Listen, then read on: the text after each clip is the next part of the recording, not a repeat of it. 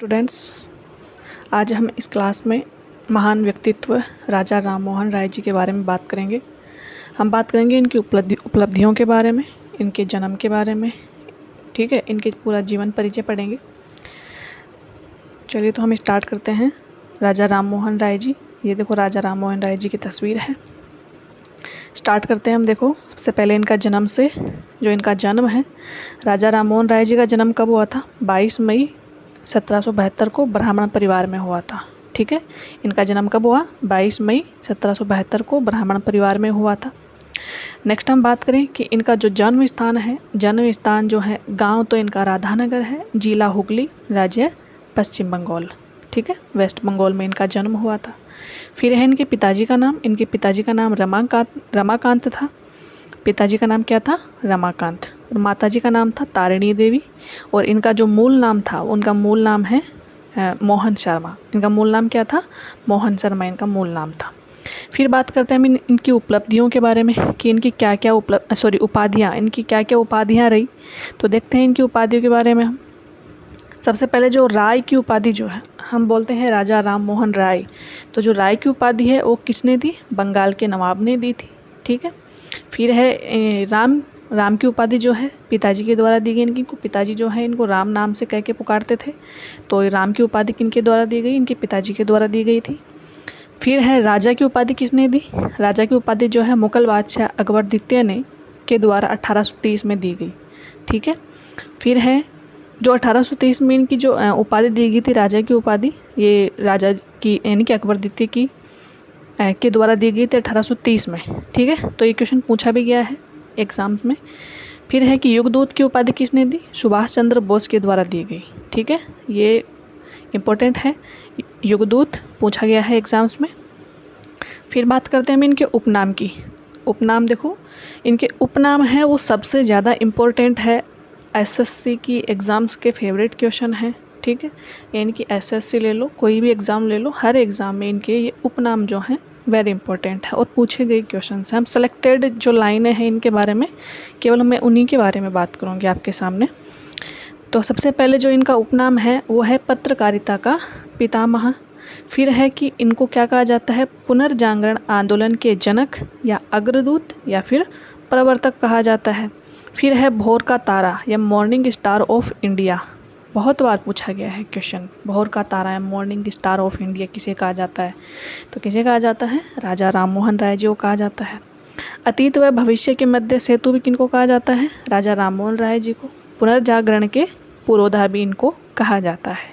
ठीक है, तो ये वेरी इंपॉर्टेंट हैं, आप याद करना है आपको। पाँच इनके उपनाम हैं। क्या क्या हैं? पत्रकारिता का पितामह है, पुनर्जागरण आंदोलन के जनक या फिर अग्रदूत कहा जाता है इनको, और इनको भोर का तारा या मॉर्निंग स्टार ऑफ इंडिया कहा जाता है। अतीत व भविष्य के मध्य इनको सेतु कहा जाता है, पुनर्जागरण के पुरोधा कहा जाता है। नेक्स्ट इनके बारे में हम जानें तो देखो, इन्होंने 12 से अधिक भाषाओं का ज्ञान था। कितनी भाषाओं का? 12 से अधिक भाषाओं का इनको ज्ञान था। उनमें कौन कौन सी भाषाएं हैं? उनमें भाषाएं देखो कौन सी हैं? हिंदी है, संस्कृत है, बंगाली है, उर्दू, फारसी है, अंग्रेजी है, लैटिन है, हिब्रू है, फ्रेंच है, ग्रीक है, जर्मन है। इसमें हिब्रू भाषा जो है इम्पोर्टेंट है, क्वेश्चन पूछा गया है हिब्रू के बारे में। ठीक है, तो हिब्रू भाषा की भी इनको ज्ञान था। फिर हम बात करें कि इन्होंने जो अनुवाद किए, उन अनुवादों की हम बात करते हैं कि इन्होंने 5 उपनिषदों का जो बंगाली में अनुवाद किया था, वो उपनिषद कौन कौन से थे?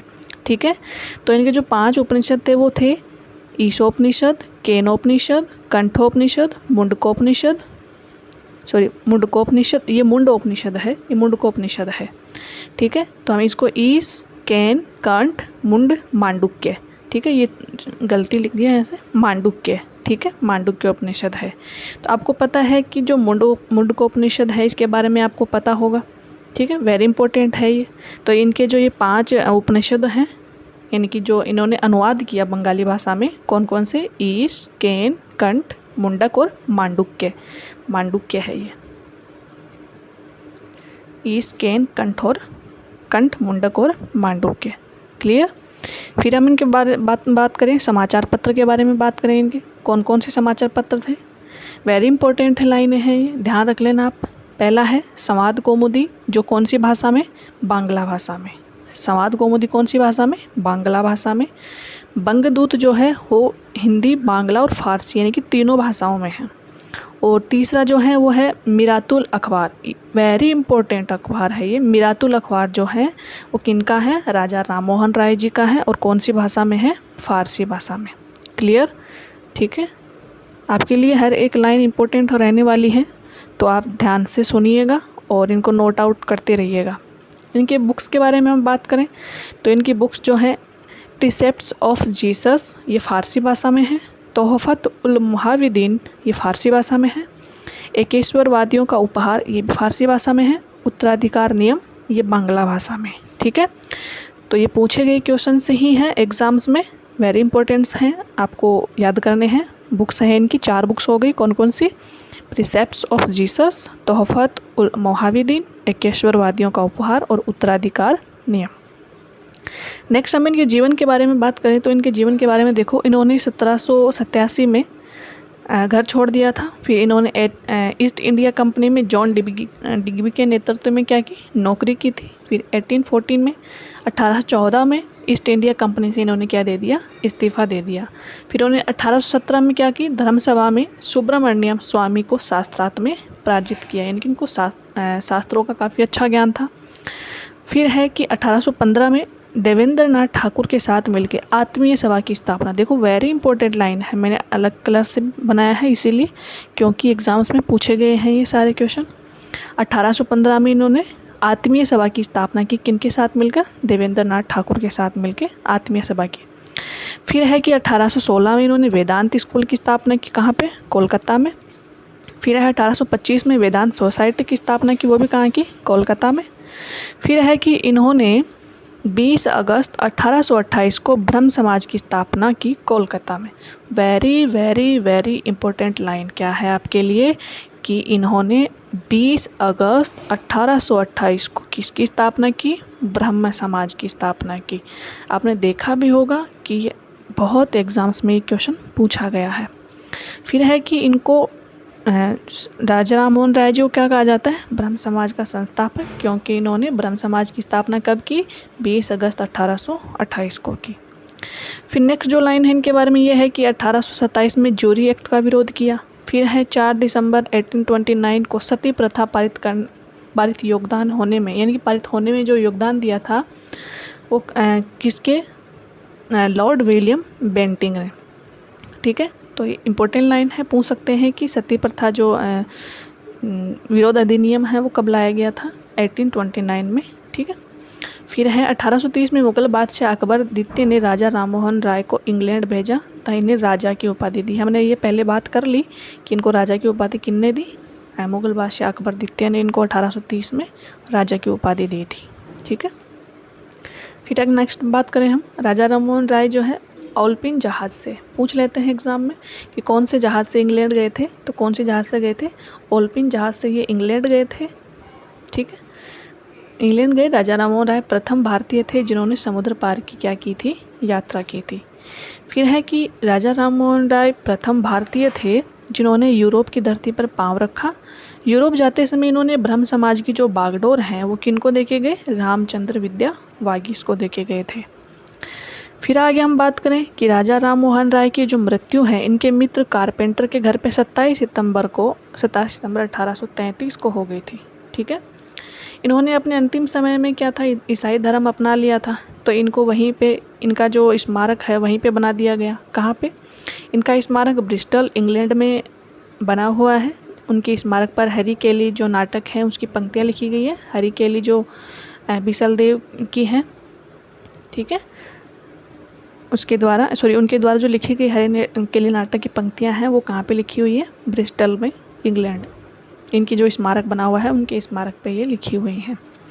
फिर है कि इनकी मृत्यु के बाद जो ब्रह्म समाज की बागडोर है वो देवेंद्र नाथ टैगोर ने 1846 में ले ली थी। फिर ब्रह्म समाज को पुनर्जीवित अगर करने का श्रेय किसी को जाता है तो वो कौन है, देवेंद्र नाथ टैगोर हैं। क्लियर। फिर आगे हम बात करें कि देवेंद्र नाथ टैगोर ने 1839 में तत्वबोधिनी समाज की स्थापना की, पूछ सकते हैं ये क्वेश्चन। ठीक है, फिर है कि 1857 में केशव चंद्र सेन ने ब्रह्म समाज में शामिल हुए 4 साल तक कार्य किया। केशव चंद्र सेन ने ब्रह्म समाज को राष्ट्रीय स्तर पर पहुंचाने का कार्य किया था। ठीक है, तो ये राजा राम मोहन जी राय जी के बारे में कुछ बातें थी। ठीक है, एक बार हम कुछ बातों का फिर से रिवाइज कर लेते हैं जल्दी से, ताकि आपके याद हो जाए। इनका जन्म कब हुआ था? 22 मई को हुआ था, 22 मई 1772 को। ठीक है, और कहाँ पे होता? पश्चिम बंगाल में होता। पिता का नाम रमाकांत, माता का नाम तारिणी देवी, और इनका मूल नाम जो है मोहन शर्मा था। पूछ लेते हैं कई बार। उपाधियाँ क्या थी?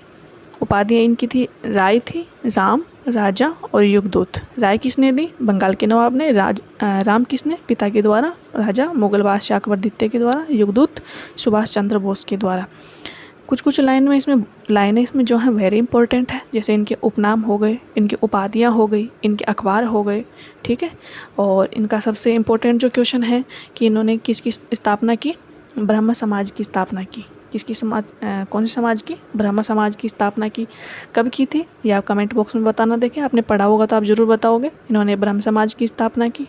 ठीक है, तो आपको जो मैंने पढ़ा है वो समझ में आया होगा। समझ में आया होगा तो लाइक और कमेंट्स ज़रूर करना।